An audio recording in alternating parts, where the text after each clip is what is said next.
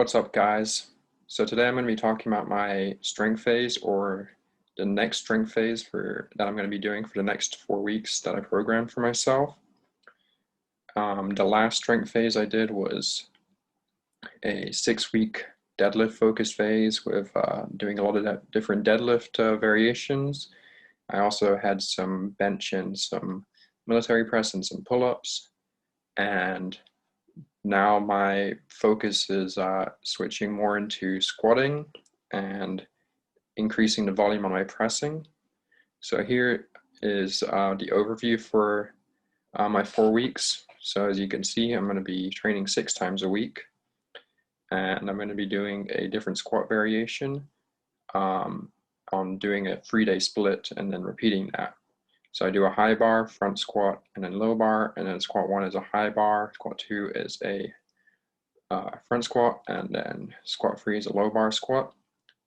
And then for my pressing, I'm doing bench and military on day 1, incline on day 2, and then a dumbbell clean press, which is just to do a full body exercise. I didn't want to and add some unilateral strength.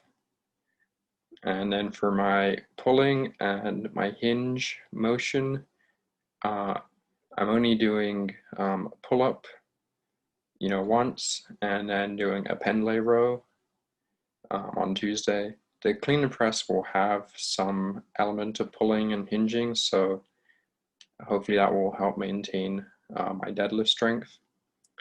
And with week 1, I'm lifting at 70% of my 1 rep max. I'm using strengthlevel.com to calculate my estimated 1 rep maxes based on previous lists. It lets you choose a ratio. It lets you see the ratio of, on average, of a lot of lifters. So it's it's not perfectly accurate, but it gives you a rough idea of where you should be looking to, and then I just feel it out. But I'm trying to lift. So I'm doing 5 reps at 70% on the first week, and that's at a relative intensity of about 80%. And I'm doing about 2 to 4 sets, just depending on how I feel on the day and how easy the exercise feels. And then week 2, I'm moving up to 80% of my 1 rep max for 3 reps. I'm doing 2 to 3 sets, and the sets are at 86% relative intensity. Week 3, I move up to 90% intensity, and that's only for 1 and maybe 2 reps. We'll see how I go. I may also be pushing to plus 90%, 95, and depending on how easy something feels, 100%. But I don't want to. I'm not trying to over push anything. And then week 4, I go into sort of a deload and test week, where here I deload for 2 days, and having rested on the Sunday, I'll have 3 days to get ready for a max high bar squat and a max bench. Then I deload and rest for 2 days, and then I max out on low bar and pull up. And I'm taking my max high bar squat to be about 140 kilos. And my maximum squat of all time was about 155 kilos, but my leg strength has gone a lot weaker over the year because of my knee injury. And so this is aiming to build back up and build stronger than before. My bench max is about 125, and my pull-up max, which is a weighted pull-up, is 81.25. And since my pull-up is pretty advanced, I'm not expecting huge gains there. I'd be happy to just get an 82.5 kilo pull-up, or an 85 kilo pull-up would be even better.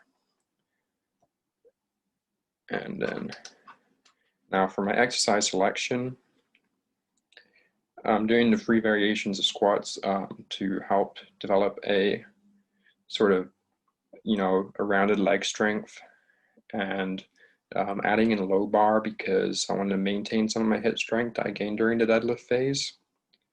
And front squat is also really good for any grappler because it builds a lot mid and upper back strength, and has a good strong emphasis on the quads, which I have relatively weak quads, and because in any of my deadlifts, the first part to fail would be my quads, and my hips would be able to take over.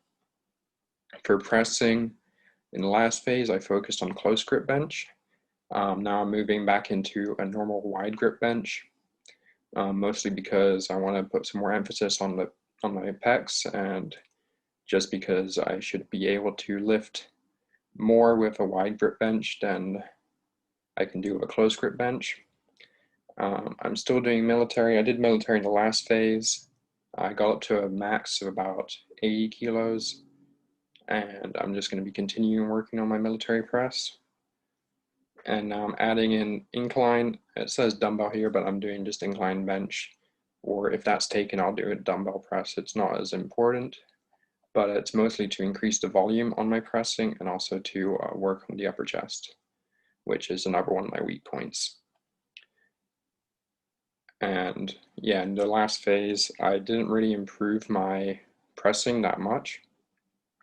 So I'm hoping that increasing the volume of my pressing and also the variation of my pressing should help improve my strength a lot quicker.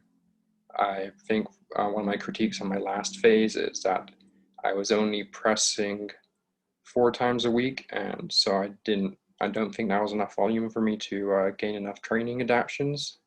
I didn't lose any strength, and I was able to slightly improve on my military press, where I was able to do an 80 kilo military press for 2 singles, which is good if I'm able to do 2 singles at what was my previous 1 rep max. I'm also adding in pendlay rows, mostly because it's a good way to sort of improve your deadlift and help maintain my deadlift strength and my hinge hip strength. And it's also an explosive motion, so pull-ups tend to be, not the most explosive exercise, especially when you're doing weighted pull-ups, because you don't want the weight swinging around. So I'm hoping that just to add this to help start increasing the speed of that my back muscles can fire. And yeah, I'm also just going to continue working on my weighted pull-up, but my pulling and now my hinge deadlifts are definitely one of my strengths, and so I'm backing off of them and starting to work more on my weaknesses. And I should just explain what relative intensity is, and I'm adding in the concept of relative intensity into my lifts and into my programming, because it just helps things to be a little smarter, just make it a little more scientific. It allows you to pick your weight jumps from week to week to not be too ridiculous, and it helps you pick the rep ranges as well. And so as you can see, in week 1, I'm doing 5 reps, and I'm sort of inspired by the 5-3-1 strength routine. So I do 5 reps and 3 reps and 1 rep. And to calculate relative intensity, you take 5 reps, and you can see here is a rep max chart, and you should be able to lift 87% of your 1 rep max for a maximum of 5 repetitions. And if I'm lifting 70% for 5 reps, I take that, I do 0.7 divided by 0.87, and I get an 80.4% relative intensity. And then next week I do 3 reps at 80% 1 rep max intensity, and then the relative intensity, so you can see you should be able to do 93% of your 1 rep max for 3 repetitions. And so you do 0.8 divided by 0.93, and you get 86% relative intensity.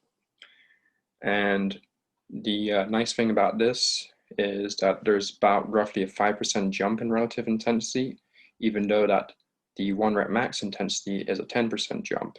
The relative intensity jump is not as high, so it's not as ridiculous to think that this is going overboard on the jump in weight.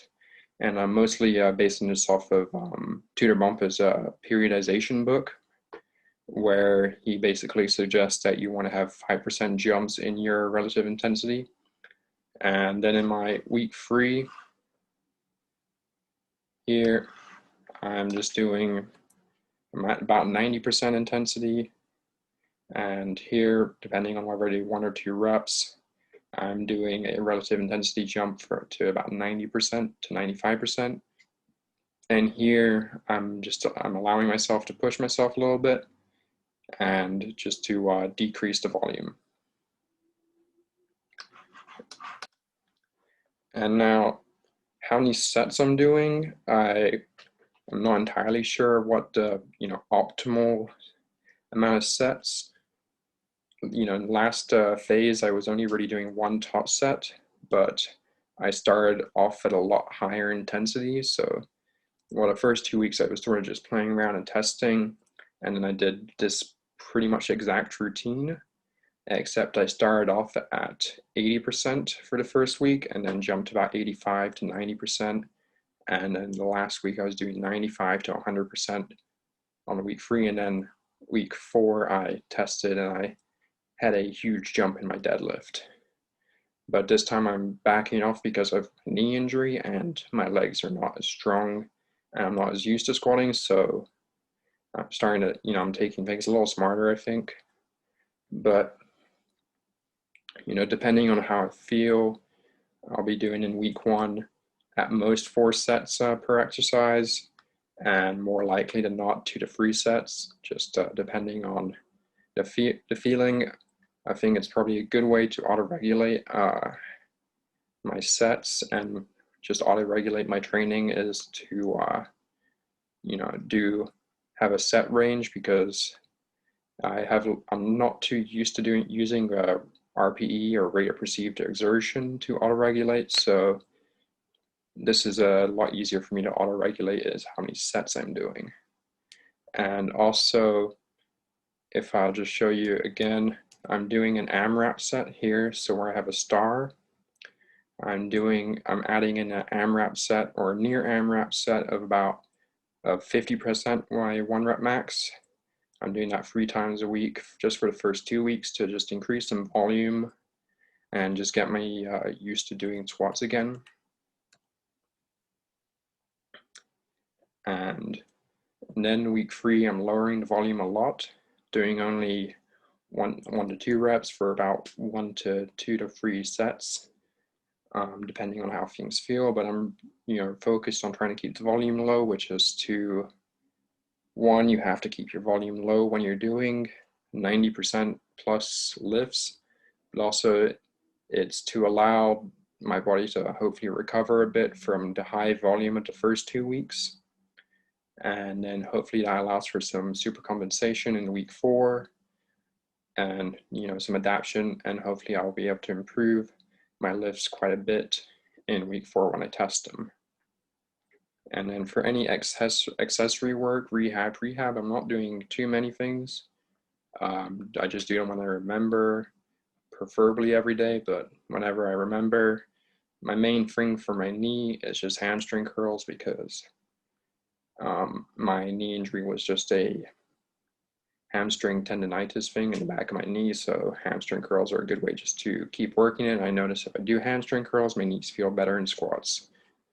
And then since I'm doing a lot of pressing and heavy pulling, some shoulder health stuff, working on my rotator cuff, I just ordered a weighted club, so that should come tomorrow, and that should help a lot with my shoulder mobility, something that will be very useful when I go into my next phase with Olympic lifts.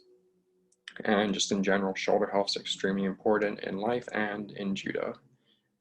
And then calf raises, question mark, do I really want to do calf raises? I should, because I'm not really working my calves directly in any of the lifts, and you need to have strong ankles and calves if you're going to be doing anything athletic. And then for grip, my grip I think did get a bit weaker in the last phase because I started using straps a lot. And so I'm working on my grippers again. I can, work on my 150 and 200 pound gripper. Both I can close, and I'm aiming to close the 250 pound gripper eventually. But I'm also not going to be using straps or any of my pulling moves. And so hopefully doing pendlay rows and pull-ups should help improve my grip again. And I'll probably be working on judo-specific grip strength in the next phase. Also, if you notice in my plan, I've added cardio in twice a week. And with my cardio, I haven't done any cardio in the last 6 weeks because I was focusing so heavily on my deadlifts. So now I've increased the amount of cardio by 2 times, which is an infinite increase from the last 6 weeks. And so I'm just slowly doing it. I'm probably going to be doing, some more just steady state cardio. I'm going to try and throw in at least one HIIT workout, just a short one, just to get my heart used to beating fast and get my heart to start being a little healthier. But the steady state cardio is also very good just for aerobic conditioning, which is very useful for when you're going to return to doing a judo training, which very long trainings, you need to be able to perform exercise for a long time. I might be using uchikomi bands again to start transitioning into judo movements, just like start improving the specificity, how specific my training is. And I'm also going to be doing weighted club exercises for 10 to 20 minutes, which is a good way to do cardio, which is a little more interesting. It gets my core and my rotational strength engaged, which, as you notice, that other than my dumbbell clean press, everything is pretty much a barbell related thing. So any sort of stabilizing core from side to side or anti-rotation is not being hit. And so using my clubs, my weighted club, I'll be able to hit my rotational strength a lot. And that's something that's going to transition very well into doing judo again.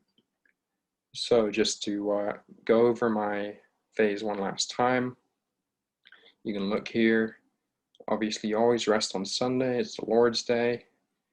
And yeah, I think you can pause this video and take a look at what I'm doing. Just remember that the star means I'm doing an additional AMRAP or near AMRAP set at about 50 to 60% on just the squats, again to increase volume. But let me know what you think of this routine, and if you have any questions about my routine or about my last strength phase, or what I'm planning to do after this strength phase, just leave a comment and subscribe if you're new, and leave a like on the video to support the channel. That usually helps get the videos more views and to more people. And thank you for watching.